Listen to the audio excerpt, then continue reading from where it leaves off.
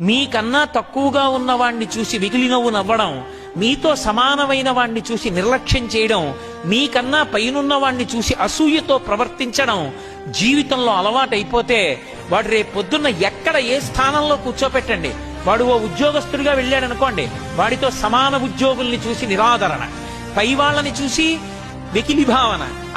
ఏదో ప్రమోషన్ వచ్చింది కానండి, ఏదో చదువుకున్నానంటాడు, నాకన్నా గొప్పవాడు ఏంటండి అంటాడు. తనకన్నా కింద వాణ్ణి చూస్తే అహంకారం, నిర్లక్ష్యంతో ప్రవర్తిస్తాడు. తనకన్నా కింద వాళ్ళు తనని చూసి సంతోషించరు, సమానులు సంతోషించరు, పైవాళ్లు సంతోషించరు, తన అహంకారానికి తానొక్కడే సంతోషిస్తుంటాడు.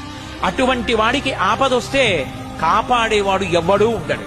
అందుకే జీవితంలో సంస్కారమును పొందుట అన్న మాటకు అర్థం ఏమిటి అంటే, తనకన్నా పెద్దలు కనపడితే గౌరవించాలి, తనతో సమానులు కనపడితే ఆదరించాలి, తనకన్నా కింద వాళ్ళు కనపడితే పరమ ప్రేమతో కూడుకున్నటువంటి భావనతో వాళ్ళ యొక్క అభివృద్ధి కొరకు ఆలోచన చెయ్యగలగాలి.